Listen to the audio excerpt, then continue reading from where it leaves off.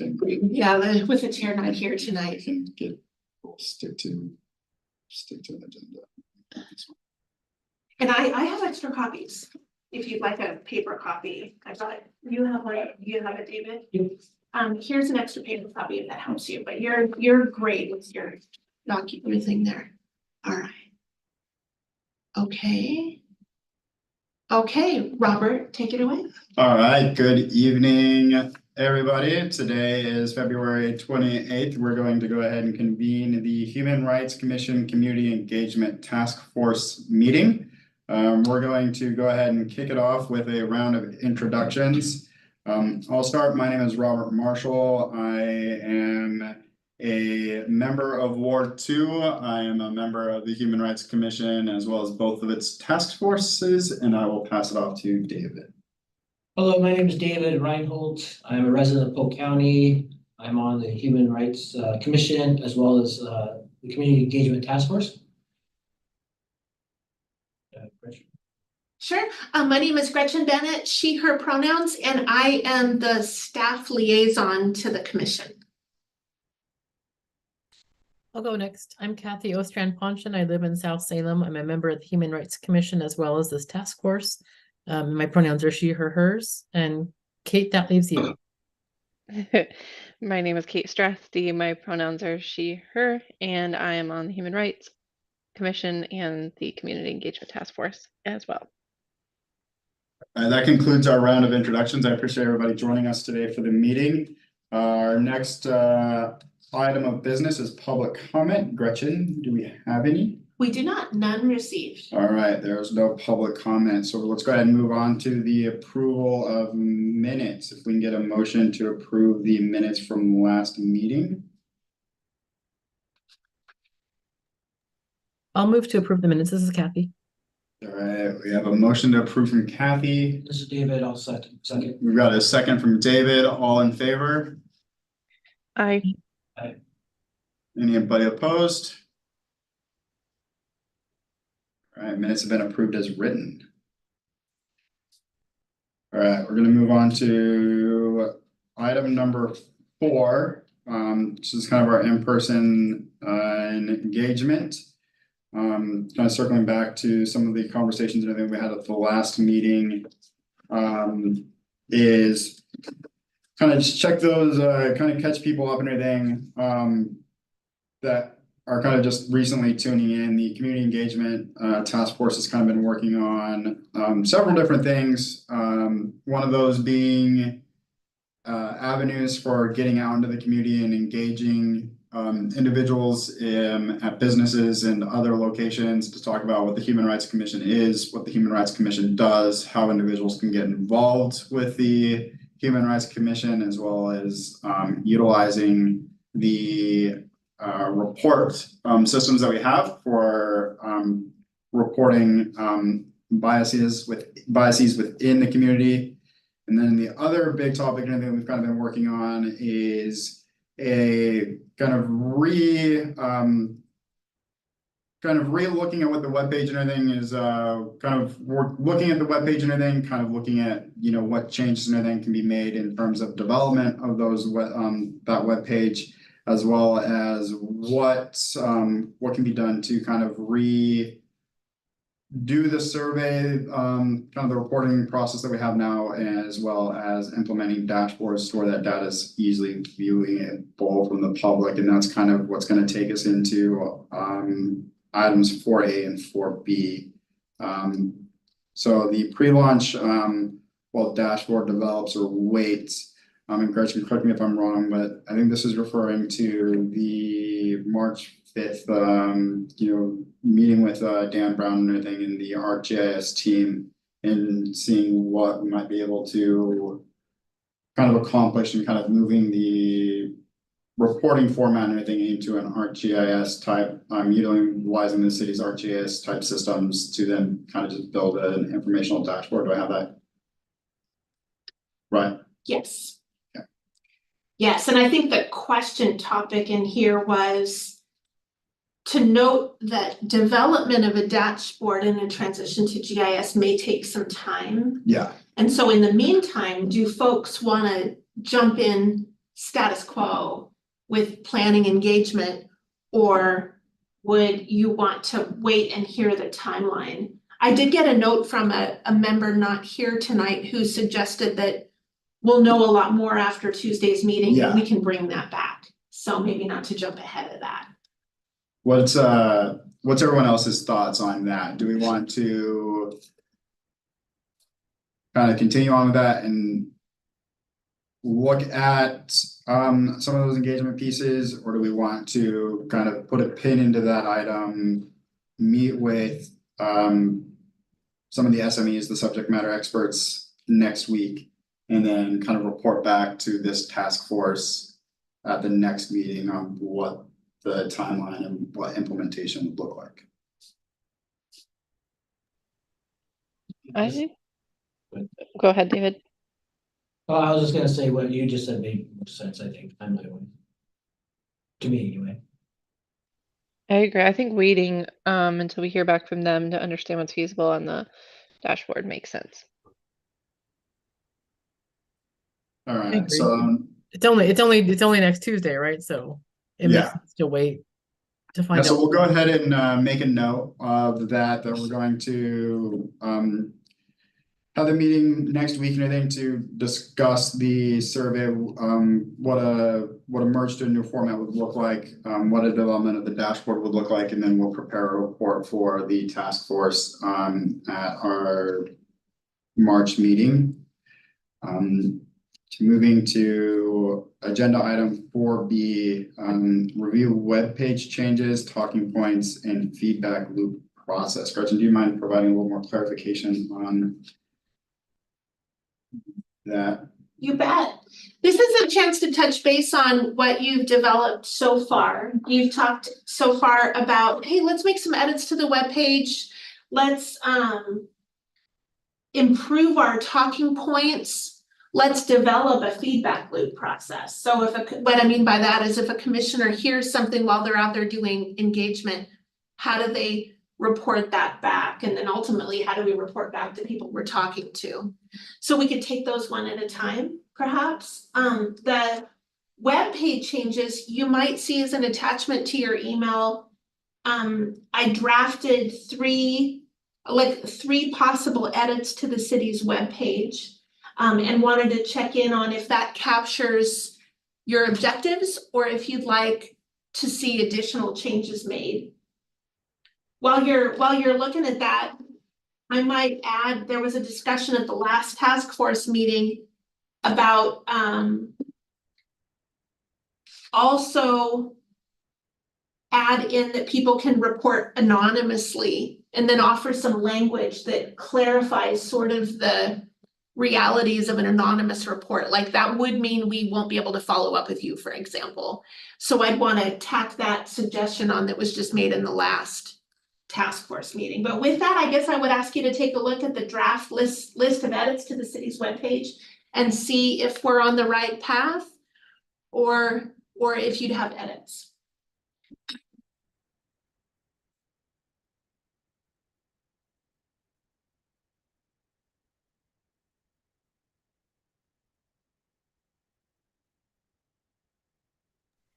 And this is different than the edits to the form itself that helps us collect that data. Is that correct? You know, Kate, that's a great question. I got to thinking that maybe I should have also edited the form itself, because I think there's a little bit of redundancy, you know? So I could maybe get your feedback tonight on this, but I think the same concepts would carry forward on the form, you know? Yeah. My feedback would be I think this is a good start for the website, and then the form would just, further support that, because when they see the form, they would open it up and see like, are you submitting on behalf of yourself or others? And so it would just reinforce what you've written. Yeah.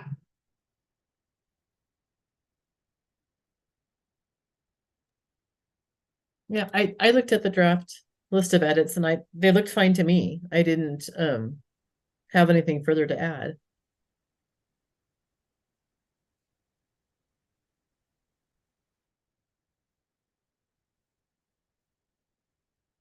Anything from the group at the table here?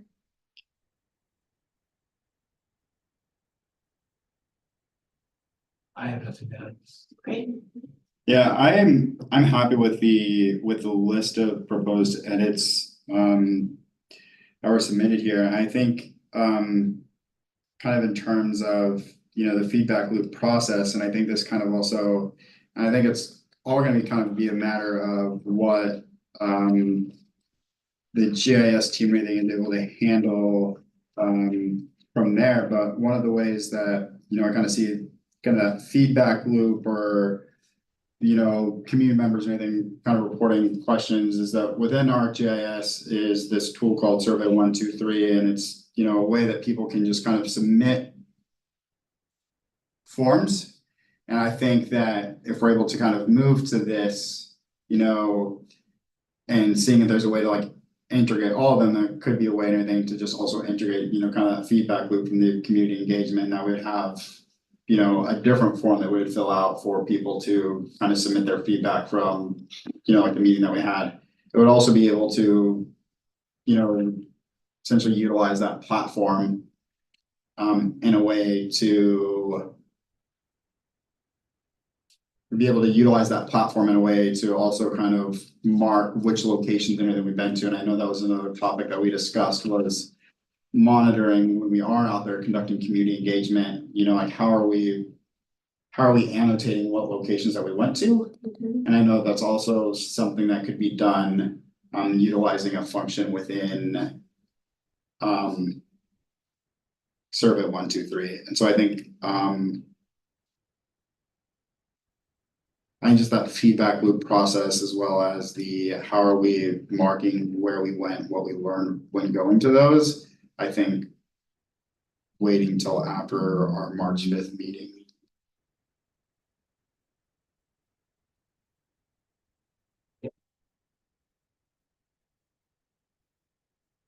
So it sounds like you'll be interested in capturing both pieces, the information from the community as they want to report in concerns, and from commission members who are out there engaging in conversations, and you're hearing things in the community and you want to be able to report that in. And so so that would be inputs, and that's partially the feedback loop too, because that's the commission reporting in, but then ultimately it'll also help us know what will display on the dashboard, which is a loop for community members who are trying to pay attention and see what's happened. Yeah, and I think that's where it's gonna kind of come down, because I think we talked about various different methods here, and I think it's all about streamlining the, you know, the data collection. I think there's three different, as you mentioned, there's different data elements that we're trying to collect. We're trying to collect the information, I think, from people reporting hate and bias in the community, which is a discrimination report. And there was the topic and everything of how do we mark which locations we've been to, so we're not, you know, it's kind of jumping ahead into the kind of the liaison program, you know, like making sure and everything that we're not visiting the same location every weekend, and that, you know, like we're kind of making a note of which places that we've been to. And then, correct me if I'm wrong, but you were, Gretchen, kind of anticipating the feedback loop process and everything would be community, like not necessarily people that are filing complaints or reports of discrimination, hate and bias, but the feedback loop and everything would be kind of a survey, or kind of like a satisfaction type survey and everything from the community members that we engage with. Well, What thanks was for your thoughts clarifying. on? I'm trying to pull forward a conversation from a couple meetings ago where we said, so we talked to people, they're gonna wonder this, so what happened as a result of our conversation? Okay, And so starting to build that would out, be kind of the dashboard then. yeah, exactly. So Okay. it could be the dashboard, it could be an annual report you might wanna do. I thought you might want some time to basically develop out what does that product look like? Is it a mechanism for following up with individual people? Like, you know, maybe commission members say, hey, these 5 people need a follow-up phone call. it might just be common sense. We might just get into it as we know it. Maybe the dashboard reports on themes that we're hearing and actions taken by the commission recently. Maybe in addition, sometimes there's follow-up phone calls. Maybe you flag, hey, Gretchen, call this person back. They've got questions. I just thought sort of a minute to build out, what do we mean by that? How do we feel good about the way we're ending this or circling back with people we talk to? I think another piece of it is, in addition to what you've already mentioned, so if we're out in the community and individual commissioners hear from people just in conversation, a way for the commissioners to report that back to the full commission. Maybe Gretchen needs to follow up, but maybe we also just want to share what we've heard. That, it's not anything formal, no one's filled out a survey or anything like that, but we just it's important feedback that we've received and we want to share it back to the full group. So I don't know that necessarily goes under the dashboard, but some sort of a feedback loop for the full commission to be able to look at and, digest that information.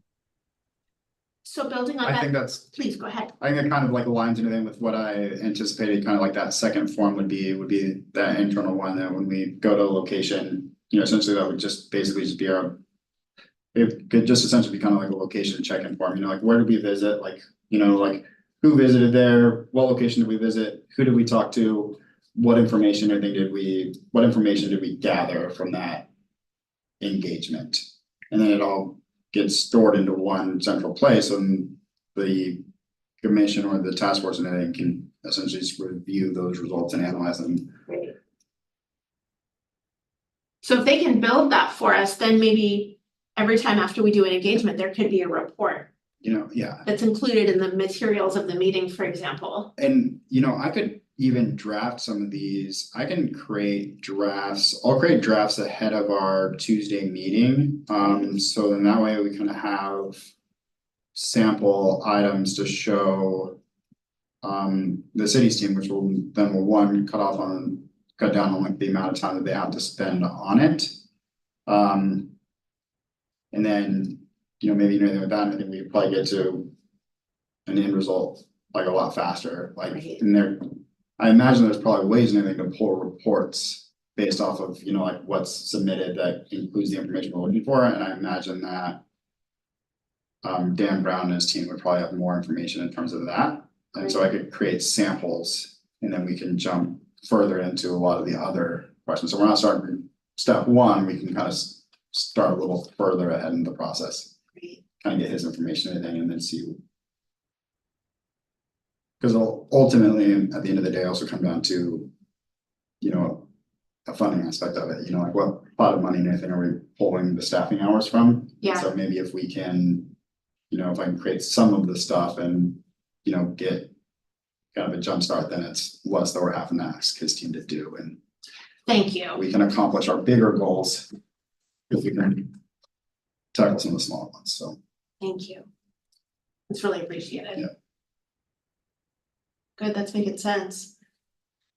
If there's nothing else on feedback loop, the other category was the talking points. Kate worked on these. And I just wanted to see if anything else is needed, or does the group feel pretty ready to go on the talking points that were offered? Is that assistant talking for your? Yes, yeah, the bullets. I'm sorry, it was Yeah. called, I think it was called bullets, handwriting bullets. And just to clarify, this is for the individual commissioners' use as we're out in the community, right? It's not something that we would necessarily be handing out. That's right. Kate, Is what- I'm sorry, is you what go I'm ahead. referring to it. Okay, good, I'm done. Nope, yeah, that's right. Yep, it's just more casual, not a script, but kind of a script. Mhm. So we have something to say when we're out in the community. Yeah, I thought it looked great. It was very helpful. Or maybe add on bullet 2 under who we are, commissioners or Salem residents, volunteers, committee and liaisons or employees. Like, I guess maybe community and liaison and everything encompasses that, but like I think it also is, some of us might not necessarily live in Salem, but we work or conduct business. Oh, And so kind of whatever verbiage or wording that we want to kind of add around there. Or we could just put Salem residents, volunteers, community liaisons, or other persons who have an invested interest. Yeah. In the city of Salem, who provide recommendations to the city of Salem to support its diverse communities. Sounds good. And then that way we kind of encompass that, and by just listing other people just have vested interest, because somebody might not list themselves as a community liaison, but they might list themselves as somebody that has an invested interest in the city of Salem because they have, you know, family that lives here. You know, they grew up in Salem, so their roots are in Salem, but they recently moved to Independence because that's where they could afford a house. Right. So Copy that.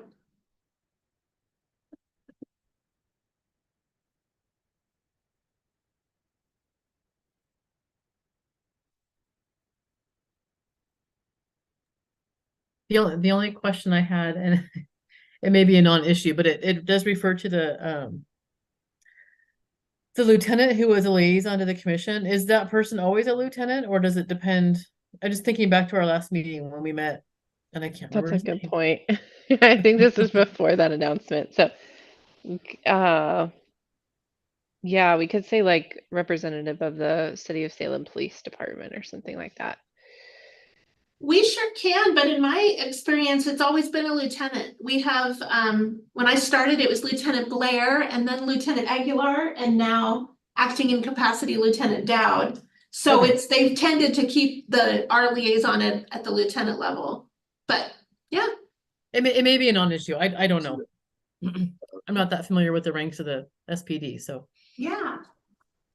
Bullet 3 under what are our mission and service? what if we just replace the word, Salem Police Department has a designee who is a liaison to the commission, or an appointee. Yeah. And then that way, then regardless of the person's rank, we're not going to change that. So if it is in acting in capacity lieutenant, or, you know, change that name, and the person that attended for a series of meetings with the sergeant while somebody was out on leave, Sure, then we've covered our bases by just saying appointee. sure. Sounds good.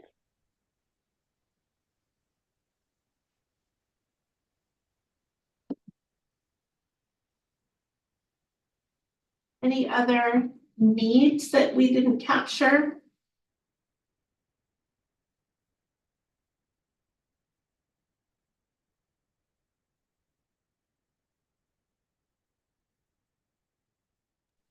The only other question was like, are some of the past accomplishments up to date, and is there anything else we wanted to add there? And I don't have enough longevity on the commission to know that information. So if there's anything else that we can think of that the commission's done, it's really tangible impacts in the community, then I think we could include those things. But otherwise, there's already examples in there, and I think that's plenty. But just opening it up in case somebody has like a really solid example of something we've done that's like been extremely impactful. You've covered the ones that I can think of.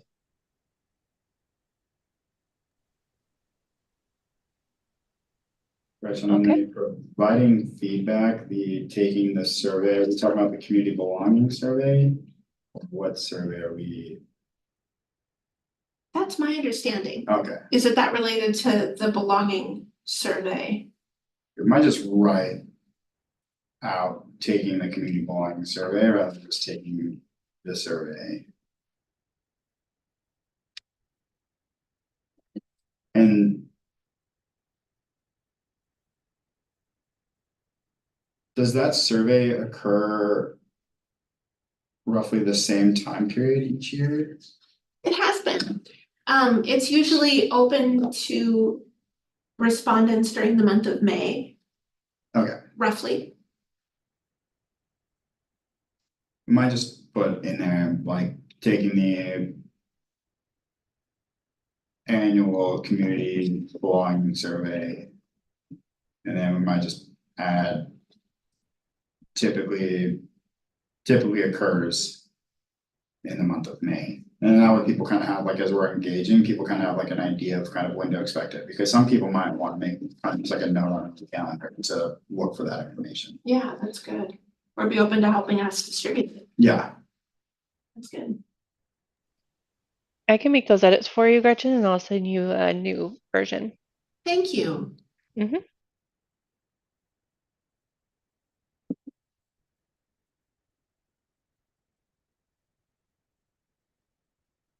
Anything else missing or needed in informal talking points? another talking point that we might add is to ask people and everything if they're interested in being placed on to, you know, like an email or a mailing list. So if we wanted to reach back out to them with, you know, like follow-up, or like maybe we're doing, you know, like events, or, you know, that way we have kind of their permission. You know, if we collect their email address, we know that, you know, like, yeah, they said, yes, we can email them, or no, they have it. That's a great point. We have currently 2 mailing lists. We have one for the LGBTQ task force specifically and one for the HRC generally. And people could indicate right there, please add me to that list. Yeah, Great point.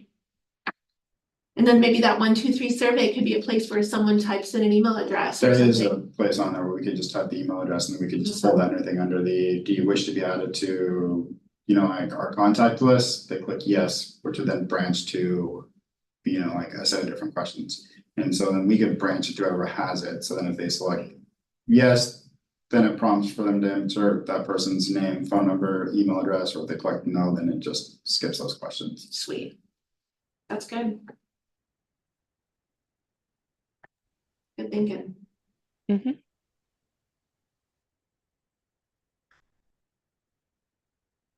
Are there any other questions or comments regarding the talking points?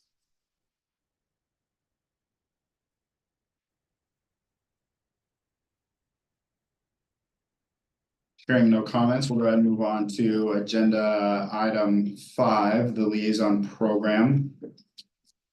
And Gretchen, do you want to kind of provide a summary of that? I'd be happy to. You might remember a while back, this team, as well as a previous commission team, built out a liaison program, which in a nutshell is an intentional plan to be in relationship with groups or organizations that maybe work with some of our particular communities, you know, that we're paying attention to. Like, for example, maybe there's a group related to people with disabilities that someone would choose to be a regular liaison with. And the idea is to help personalize the commission. So for example, if someone within that club or group or organization had something to say or report, they maybe already have a relationship, they know someone. It's not call the commission or go online, which might feel more impersonal. It might be, hey, I know Robert, he's been coming to our meetings. I'm gonna give Robert a call. So the idea was to build out a liaison experience. And so we've got a description of the program. And then we have also a listing of organizations on a Google document where people can sign up. They can say, oh, I choose this group as a commission member. So the purpose of this agenda item is just to check in and see, do you all think you have what you need to begin that? Should we nudge the broader commission with an update and say, hey, here's the program, here's the sign up sheet. Please sign up, and then let us know, let Gretchen know if you have needs as you do that. Or is there other things to do to help get that off the ground, is really the idea of this agenda item.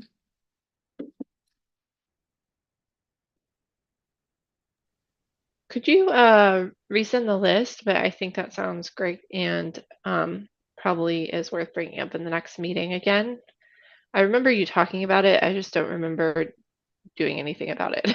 So I think if you could remind us of the next meeting and resend the link, I think that would be helpful. Yeah, I think if we redistributed kind of what the list looks like, and we took a look at it, and then the HRC meeting, saw what it looked like, and then those that are interested in taking part of it, and then we can distribute them. I think we also want to make sure that, you know, like 5 people aren't tackling, like working with groups that specifically work with like homeless individuals, and then nobody's, necessarily working with this group. And so we want to, make sure that, we're distributing, because we don't need 5 liaisons to one group while there's 0 to another. And then would typically, build on interest, but I think just making sure that we're. I agree with Robert. I think there are more groups than there are commissioners, so we're obviously not gonna hit all of them, but if we could maybe come up with a, as good of a distribution as we can, I think that would be good. And maybe at our next meeting, I mean, the way it's written up now, I kind of feel like it's up to each commissioner to, choose what you're interested in, but maybe if we could push people to actually make more of a commitment, okay, what, which group or which community are you actually going to focus on and do more things with, might help. I think Kathy's got a point. I think if, people kind of started identifying what their target populations are, the populations of interest, like mine would be, if I had to choose a target population, mine would be those experiencing homelessness and housing insecurities. And that's just mainly because, I have a lot of knowledge, and I've been in the arena, and I know a lot more people there. And so I could loop it into, some of the other work that I'm doing. Whereas, like other people might, have experience working with, individuals and everything with intellectual disabilities. And so then, they're naturally that would be kind of their priority population. And so I think if we kind of just did a kind of fact finding, or, like putting feelers out there to find out what people's priority populations are. Yeah. Hearing that, I might make a suggestion, maybe in the first meeting, we share the material and sort of explain that objective, and then we ask people to be thinking and looking at the list, and at the next meeting, share what their populations are. Some Yeah. people might want a chance to digest it, think about it, and so that way we don't put them on the spot to, if you're not ready, if you're not ready tonight, we can Yeah. offer that. Yeah, Some so people like, might Yeah, immediately for be present ready. listening, maybe then take a look and then see if we can just kind of group some of those, Yeah, things together. So then, we take a list of, like 20, and then we just scale it down to, like 5 or 6 by like grouping them into categories. mhm. Okay, great. I think a lot of us have natural fits, Yeah. that might have been Latino. Yeah, like, and and it just naturally fits, because I mean, like you have that group and then you Right. deal with everything regularly, and so it's a natural fit for you to be able to capture that audience. Right. And for you to, engage a network. The ones that I engage with, Kathy and Kate have theirs, and Gretchen just knows everybody. Thank you. Great. Yeah, I think that makes sense. Well, that's how that one is. Okay, so let's move on to agenda item 6, awareness communication March. Gretchen, do you want to provide a summary? I do, yeah, this is just, you might remember, we check in every month on what to send, and I have to begin with an apology. We had plans to send out some of the proclamations, and I simply just didn't do it. And then I finally got to doing it and realized it felt time sensitive because it related to months in the past, and became worried that that's gonna feel too little too late, and so I wanted to acknowledge that. And then secondly, just mentioned that I received some community input about the revenue task force community conversations that are coming up, and just wanting to be sure we're getting the word out to a variety of communities about that. And so I thought maybe I'd propose the next communication is letting people know, hey, there's these community conversations happening about revenue and everyone is welcome. That might be an idea for the next one, if that sounded okay. There were a Yep. couple of ideas that I had, and that sounds fine to me, but what is the CVRI, community violence? Oh, That's coming right up. Community That's- violence mayor's kickoff meeting is next week. Next Yeah. Tuesday. I could send that out. I think that kind of aligns more with Great. the commission. Yeah. I think community violence has more of a tie-in to human rights than budget task force meetings. Great. Yeah, I Although I agree. will say that I think one thing that kind of came up because I did go to the gun violence town hall.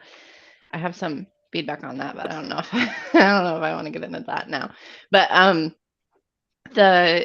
the one thing that I've been thinking about is that all of this is kind of related. And when we talk about how can we support populations who are at risk, especially when we look at that report from the gun violence town hall that's created by the City of Salem Police Department, I believe.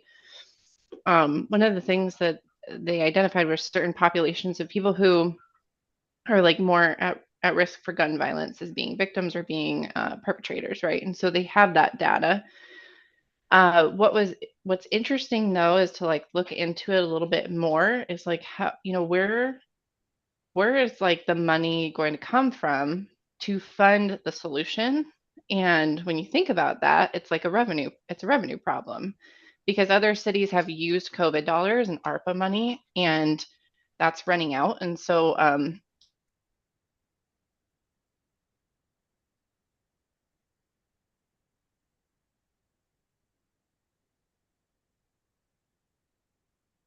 Kate, I don't know if we lost your audio.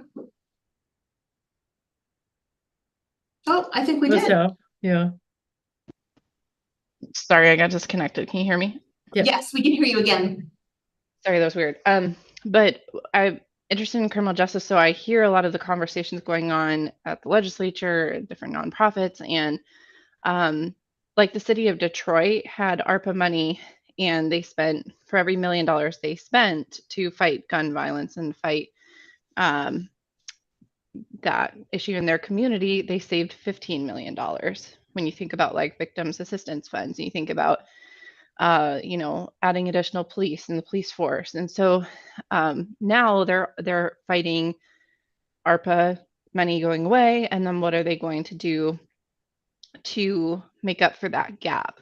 So cities are going to have to deal with this issue at some point. And so after that town hall, I was like, ooh, I think it is a good conversation to think about how is the city of Salem going to help fund programs, or are we going to support nonprofits?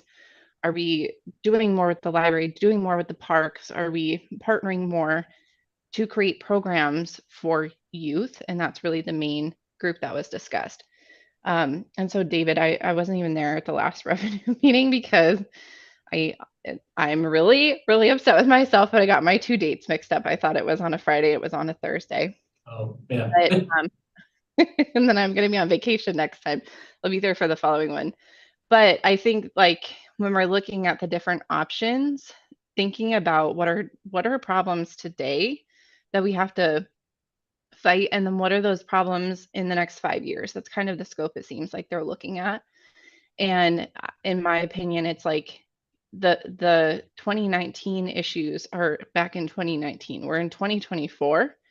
And moving forward, I mean, there are things that we did not have to deal with in 2019 that we do now, like homelessness and the housing crisis is a big deal, right? So there's money that has to go into these services that we might not have had to put into them in 2019.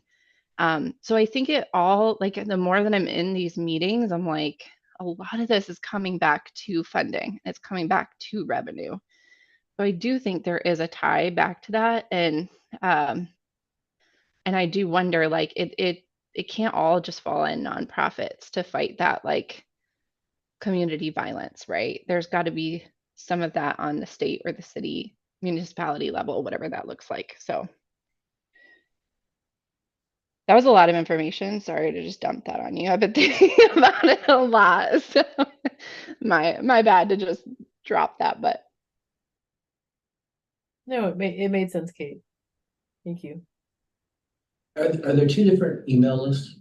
is there an email list just for HRC stuff that goes out versus the overall city? Yes, So if we did mention something about both things, Yes. it would actually get more people that are, be more diverse information going out to people to get them involved in what we're doing about the revenue. yeah. Correct. Yeah, yeah.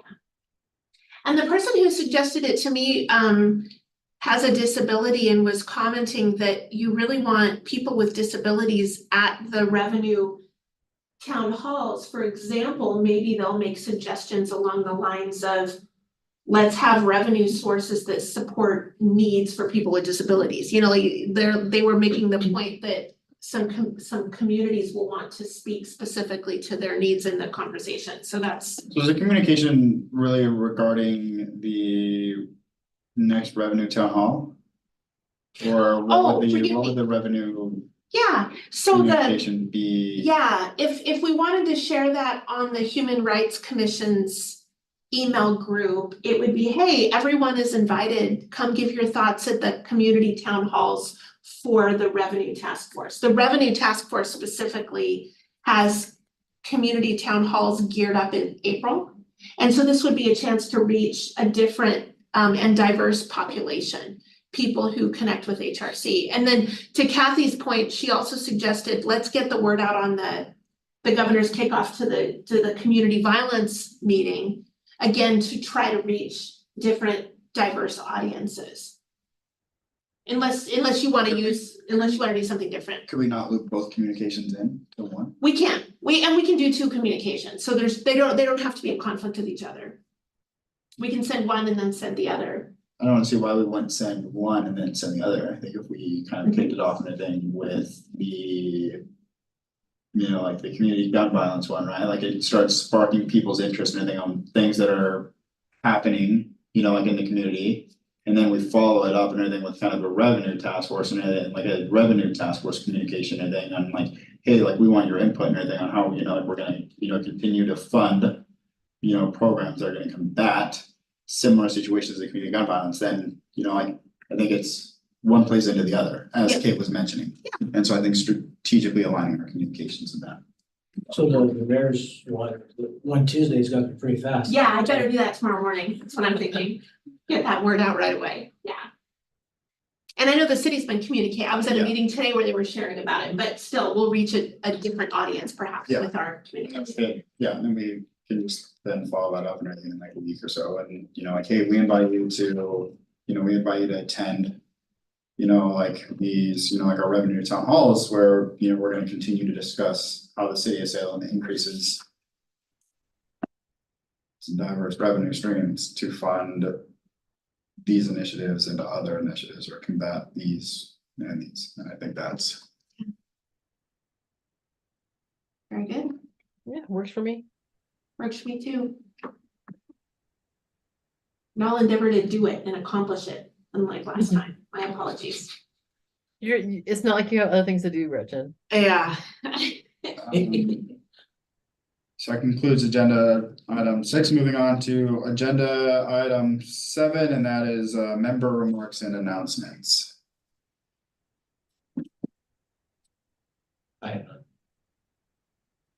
I'll hold mine because it would take us down an extremely long rabbit trail. And the chair's not here, so. Nothing for me.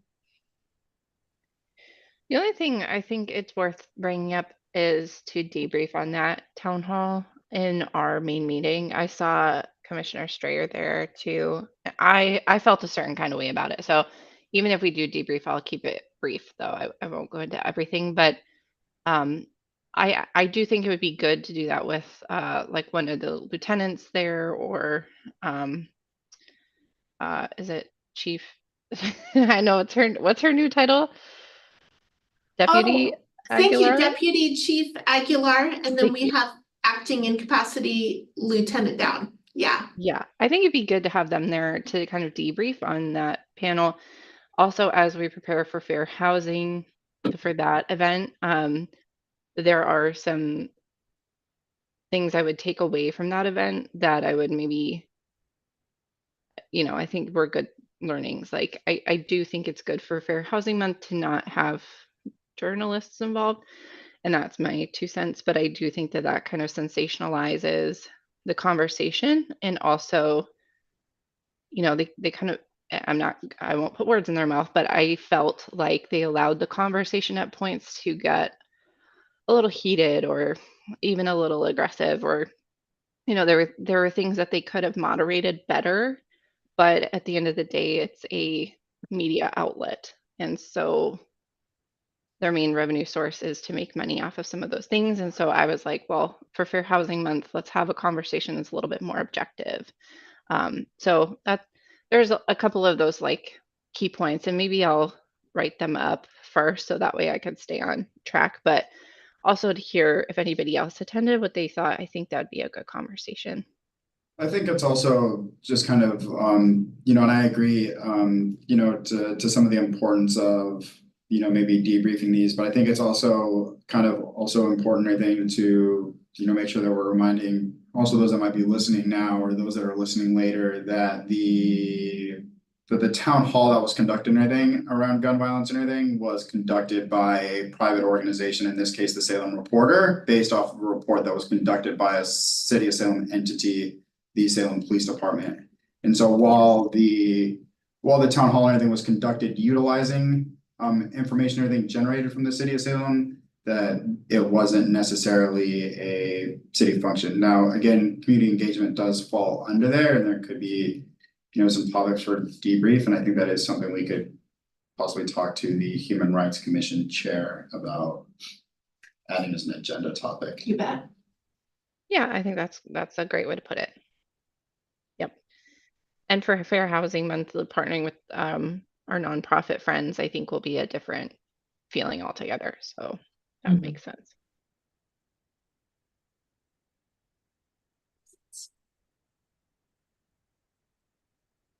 Anything else? About Fair Housing Month, Gretchen, do you need anything from me for Thank that? you. No, not yet. The Fair Housing Council of Oregon representative was gonna give me a call this week. I'm looking forward to talking with her or them. You might remember, if any of you weren't at the last meeting, the idea was developed to partner with the Fair Housing Council of Oregon on kind of an open mic event on April 10th. And so we're just working on the logistics of getting that prepared. So, yeah.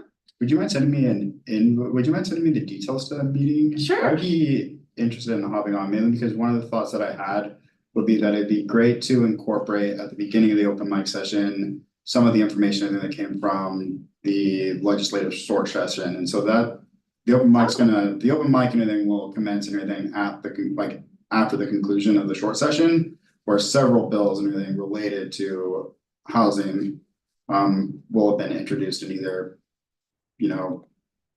passed or either voted on or not. And so the people who are going to be targeting the open mic aren't necessarily going to hear about kind of what happened. And so if we could have somebody that speaks for like 5 to 10 minutes or anything about what happened at the legislative level in terms of fair housing before kicking it off, either. I love or that the close idea. of it. I think, and if nobody from Fair Housing Council wants to do it, or if there's not somebody that feels comfortable, I'm pretty sure Jimmy Jones from Community Action Agency would be happy to present on what came out of the legislative session, and I can reach out to him. Great. I really like that breaks it down for community members and makes, like, if they can't attend those sessions themselves or they're not, tapped into news, because some of those bills aren't reported in the news necessarily. They might be smaller. I like that's like making it very real for people and kind of filling them in. So that's a great idea. Yeah, and I think just messaging it too on, a level and everything that the people that are likely to attend that town hall will understand, right? Like, people have various education levels and, some of them, they might not be able to, comprehend everything or, like translate everything, that type of language into like what it actually means for them. And so I think if we can have somebody that can talk to what those mean to them as individuals, would be helpful. Really good idea.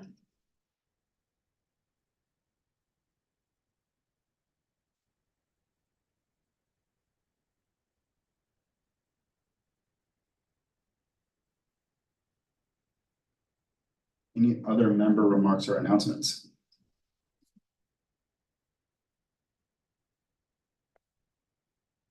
All right, hearing none, the Human Rights Commission Community Engagement